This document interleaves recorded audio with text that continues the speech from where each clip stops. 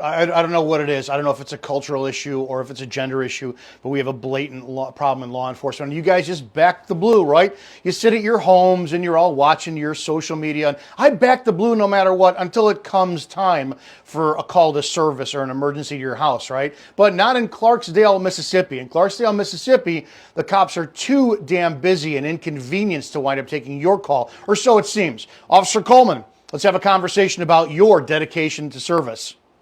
Now, something to keep in mind, Clarksdale, Mississippi has a population of 14,000 people. So that means that if you're in, and remember, I know, and from experience, that the smaller agency police do far more work than big city cops. Big city cops get a shots fired call, they show up, 50 of them, they stand around and drink coffee. You guys do not seem to get that the suburban cop from agencies like this fucking hump their entire shift nonstop, especially when the warmer months come into play, right? So this is the population. I can guarantee you maybe they run 3 is their minimum. Maybe on midnights, maybe 2. And if it's a bordering agency, they will run 2 based on how much their town can afford and hope that either county or a neighboring agency can help support if they have a call, right? So that's going to mean, if it's 3, that means if 2 go to a domestic, that means you have 1 officer on the street left. And if that officer pulls a traffic stop or is forced to, DUI or something, you have no cops on the street then. So I want you to keep that in mind because a lot of you just don't know how small agencies work and how it affects you when you need them. Now, we need to look at this for a second. This is from an article from just last year that said the Clarksdale current or former police chief is set to resign. Look at that, the third paragraph. It flat out says that Clarksdale has seen a spike in crimes this year, with the city recently reporting its 19th murder of the year. 19 murders in a town of 14,000. Put that into perspective. Now you have to look at how many are they running. Maybe they have 2 or 3 detectives. Let's be generous and say 4. 19 murders, now on top of sex assaults, on top of property thefts, on top of residential burglaries. I don't know what the business is like. How overworked is that staff? Now this may be petty to you as the viewer, right? Because you still think cops need to have fun, all this stuff, until it comes down where it's your turn to have something important to you in that town, in that city where the police need to serve you. I want you to talk or think about this for a second when it comes to your law enforcement and what they're doing versus what they're perceived about doing on social media. Now, part of me couldn't care less that on or off duty or whatever, Officer Coleman is filming a video showcasing who she is, right? She's a big girl. She got the job. She's now a police officer. I mean, we saw it. She's 23 years old. 23 years old, so we already know that's a child still. Her brain isn't fully formed. But keep in mind the perspective of the criminal element in that town and what your officers are doing. Now, I know you might think this is not a big deal, but let's explore further. Now, if there's one thing I can't stand, that's hypocrisy. So here we have Officer Coleman on duty in her squad car operating a motor vehicle while distracted driving from her electronic device, something I bet you that she has pulled other people over for. And if you're an enterprising defense attorney in the Clarksville area, this might be a good time to actually take this video, record it, screenshot it as evidence, and then go after every one of the Clarksville Police Department's officers who have done or written for this crime. Because you know what? If the mayors aren't going to make a difference, if the police chiefs aren't going to make a difference, it's time that people start going after the police department's pockets so the citizens will be outraged and maybe these fucking TikTok children will be pushed out of the profession. But let's move on.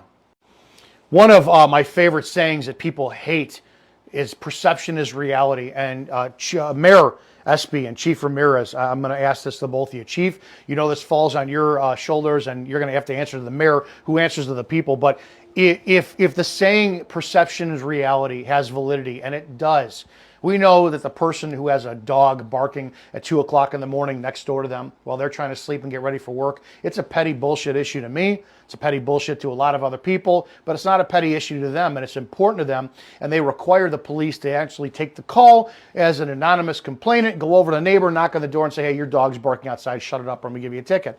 Right? We know you have 19 people murdered in your town. It doesn't matter if those people who were murdered, if like half of them were shitbag criminals. It's still important to the families of those people. You've got property crime, slash tires, residential burglaries. It doesn't matter what it is, right? And I could say over and over again the calls that we've all gone on.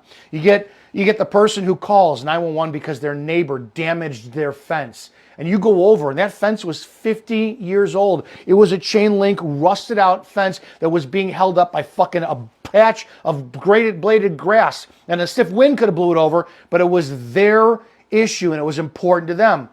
That being said, I want to offer this as evidence of your police officers being given too much rope and that they're going to hang themselves and you guys are going to take that flack. Explain to me. I want you to explain this from Officer Coleman, her attitude while being active on the job. And don't fucking sum it up as just saying, well, she's on break and she could do what she wants. Listen to her own words. Hey, girl. So we are a bit busy. So I'm going to try to make this short, simple, and sweet, okay? I'm 17 to be in Robert. So they do. Copy. 43 science chat, BD. Also, show me 1013.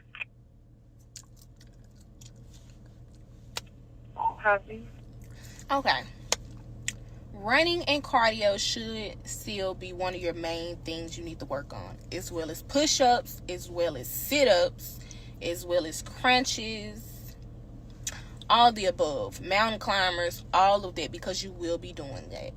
Prepare yourself mentally to be pushed above your abilities, being pushed past your abilities, being pushed past things you thought you'll never be able to do. Just prepare yourself, because it's going to be a lot. It's going to be new to you. We're adults, people yelling at you, screaming at you, people doing stuff all over again, causing people, I'm sorry, let me say this clearly. People doing things that are silly, What did you advise again? that you feel, oh my gosh. We're going to try this again. So as I was saying, yeah, just be prepared to be pushed mentally. And I'm going to leave that at that. However that resonates. I don't have time to. Who called about the juvenile interview? Hey, we're going to try this again, sweetie. So yeah, academics. We're going to get straight to academics. Whew. So, yeah. You will have a practical at the end of every subject you have ever learned, from SSGT, which is hand-on combatives, to driver's week, to OC,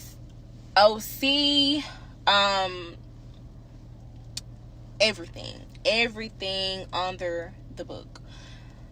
So don't really, just pay attention. Don't really stressed out about academics. You won't have too much time to study, but you will have time to study. If you get sleepy in class, stand up. Stand up, stand up, stand up, stand up. Don't go to sleep for the sake of your peers and yourself. Thank me later. But test-wise, pay attention. Have fun. Pray. Never think that you're bigger and better than the program. And the program is just simply getting your certification. Put yourself to the side.